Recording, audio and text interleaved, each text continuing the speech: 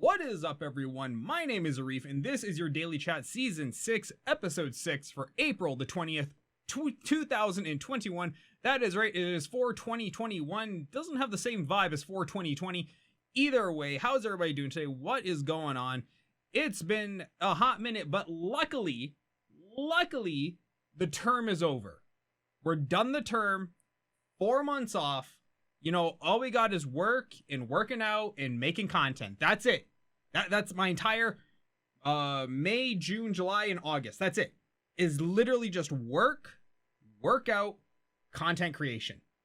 If you've noticed, if you've taken time to notice, all of the YouTube channels have been starting to get video content on a fairly consistent release schedule. The programming channel's firing. The Button Mash channel is re-releasing content. Is moved over all the archive vault stuff. We've got daily chat. This own specific channel now, it's getting regular updates. The main channel is getting updates. It is amazing to finally be slightly stress-free. A little bit of stress is now off my plate. For those of you wondering, degree number 4 is almost done. We are now 3 classes away from being done. Degree number 4. This one is bachelor's in business management with a minor in marketing. We're so close, you can taste it, we can feel it. Degree number 4 in the bag, and then we have to start working on degrees number 5 and 6. That's right. That is where I've been this last 8 months. That is where all the content's been. The last 8 months is the fact that, well, I pounded myself. I did not need a girlfriend. Life and school were pounding me hard enough where I overloaded myself. I was taking 6 classes, 5 classes, 4 classes, and I eventually just finally got through it all. We made it through the bulkhead, and we're on the other side. So it's been really, really nice. I do appreciate everybody who still continues to subscribe to my main channel. For the people who are subscribing to this channel now, I really do appreciate it because I have not had time to obviously record and upload when I'm working 90 hours a week on different projects that aren't even revenue generating. They're just school projects.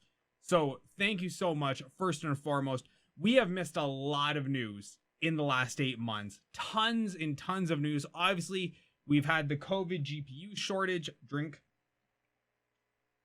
We've had the COVID GPU shortage. We've had CPU shortages. We had Intel's botch launch of the 11,000 series or the 11th gen CPUs. It's been so bad and so much news has come and gone, and I missed a lot of it. But that doesn't mean we can't pick up from, well, where we're leaving off on this week. So one of the big stories that came out a few weeks ago was the talk about Discord getting sold to Microsoft for about $10 billion.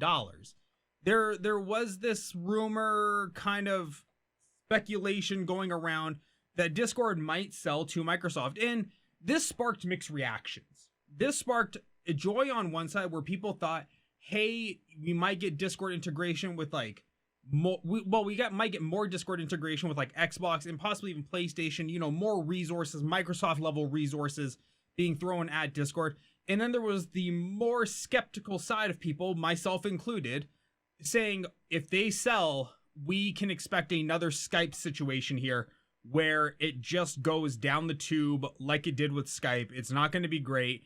Say goodbye to Discord. Let's wait for the next one to come out. Well, as of this morning, Discord has ended talks with Microsoft. That is right. This deal has now fallen through, and Discord is not ruling out the option of a public offering, of a going public on the stock market kind of deal. They have 148 million users or 140 million users. They have their Nitro plans. They have ways to generate revenue. We're just not sure what the revenue generation amount is right now, quarter over quarter.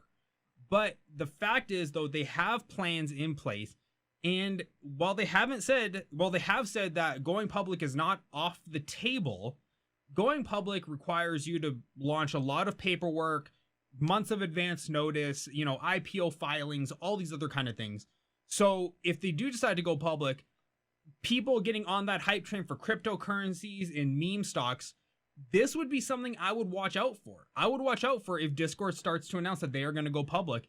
Cash out your AMC stocks and get ready to buy some Discord, because yeah, I could see this one not going to the moon by any stretch of the imagination. It might even come in, I hate to say it, but undervalue from its launch price. But it would be something that's worth getting, because platforms like Discord, like Slack, like Microsoft Teams, they've all exploded in user activity since the pandemic hit. And I don't see this now going away. I think the genie's out of the bottle in this case. So this would be something I would very much keep my eye on. And for those of you saying, I don't want Discord to be sold to X, Y, or Z bigger company, you hookers better start buying some Nitro. If you don't want it to go, you better start coughing out some $99 a year and start buying some Nitro. Because that is the only way you're going to keep Discord out of the hands of somebody like Microsoft or Sony or anyone else. But being a privately held company, to the best of my knowledge, you might want to move sooner rather than later, because guess what? They could be in talks right now with another company already, and that's why the Microsoft deal fell through. It could very well come out tomorrow that they were in talks with Google the whole time. But there you guys have it. That is that story. In our next story, DRAM prices. We have seen the rocket-propelled price hike of the RTX 3000 series, even to a lesser degree the AMD RX series. But now we are seeing RAM prices go up. And this was not out of the blue. We saw this coming, and people who were, nine heads kind of got ahead of the curve and stocked up on RAM, stocked up on parts that they need. This is one of those things of where the principle of it's better to need it and not have it. Or no, it's better to have it and not need it than need it and not have it. It's in that same vein. So we are now seeing prices go up, by PC RAM, it's going up by 28%-ish, server RAM by 25%. Prices are going up until the pandemic really subsides in the supply chains and the availability of raw materials. I'm talking like, the silicon or, the gold prices, any of the like components that go into making these things, until they can get back into a very steady flow of shipment. You're going to see prices go up and up and up. And with cryptocurrencies now branching out past the GPU utilization space, there could be an issue where you're going to have a hard time getting some RAM. And if you're wondering what I mean by branching out past the GPU space, let's go into our third story, and that is a hard drive shortage is coming. That's right. Not only is RAM prices going up, but so are hard drives. And when you look at hard drives, what could be causing this issue? Well, there is a new cryptocurrency called Chia cryptocurrency. And this, instead of using GPUs, uses hard drive space to allocate and use it for mining. Mining is way beyond my scope of knowledge. Way, way, way beyond. I've admittedly never taken the time to learn it. I know about it in passing kind of deals. I don't know a lot of it. But what I do know is the shortage is starting to affect more mass storage, large scale storage kind of things. So 4 terabytes, 18 terabytes, HDDs, they're starting to become, a little bit harder to find as the miners are gravitating towards Chia. It's a brand new cryptocurrency to my knowledge, so it's not taken full grasp yet, but the fact that these guys are seeing down the pipeline now. They're no longer playing just in time. They're playing the future game.